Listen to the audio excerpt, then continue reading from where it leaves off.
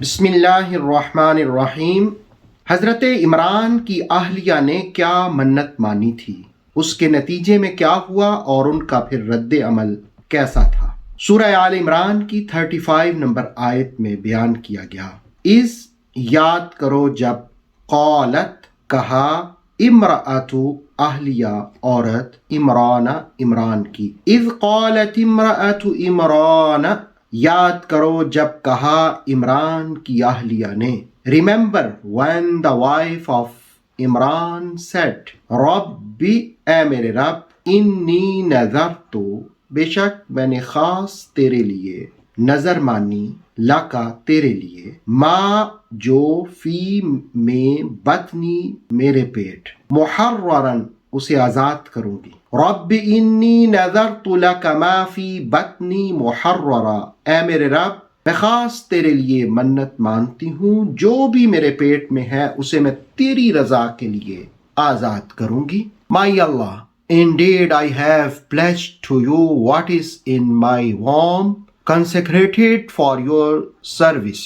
فَتَقَبَّلْ مِنِّي، سو تو مجھ سے قبول فرما، so accept this from me. إِنَّكَ أَنْتَ السَّمِيعُ الْعَلِيمُ، بے شک تو خوب سننے والا، خوب جاننے والا ہے۔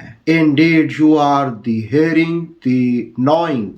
سورہ آل عمران کی 35 نمبر آیت میں ایک خاتون کا ذکر ہوا۔ یہ خاتون کون تھیں؟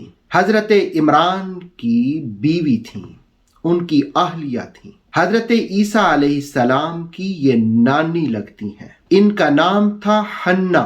حنہ کا لفظ حنین سے ہے۔ حنین کا معنی یہ ہوتا ہے کہ جو کثرت کے ساتھ گریہ و زاری کرے، مناجات کرے، دعائیں کرے اللہ کی بارگاہ میں۔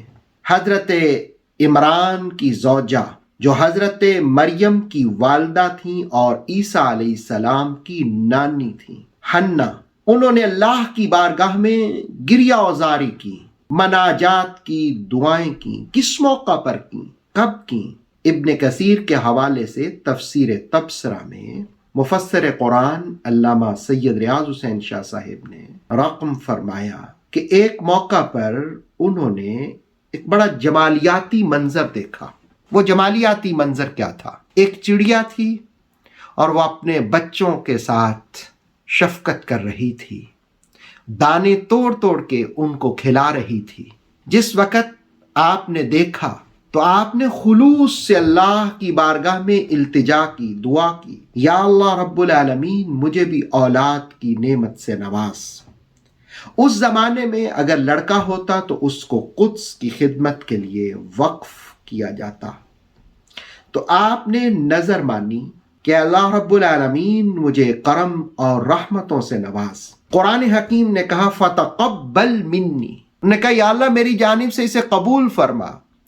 ان کا اخلاص تھا اور ان کا شوق تھا، ان کی جستجو تھی، ان کی لگن تھی کہ اسی رات کرم کا ساون برس گیا، ان کی مراد پوری ہوئی، مایوسی کے اندھیرے رجا کی روشنیوں میں تبدیل ہو گئے اور اللہ رب العالمین نے رحمتوں سے نواز دیا۔ ان کی منت یہ تھی کہ میں اس کو آزاد کروں گی۔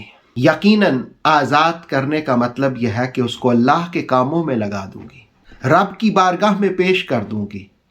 دراصل جو اللہ کی بارگاہ میں آ جاتا ہے وہ دنیا و ما فیہا کے خیالات سے آزاد ہو جاتا ہے۔ قرآن حکیم کی یہ آیت سبق سکھاتی ہے کہ منت ماننا جائز ہے، اس لیے کہ حضرت عمران جو حضرت عیسیٰ علیہ السلام کے نانا لگتے ہیں، ان کی زوجہ نے بھی منت مانی تھی۔ اتفاق کی بات یہ ہے کہ نانا کا بھی ذکر ہوا اور نواسے کا بھی ذکر ہوا، بیٹی کا بھی ذکر ہوا۔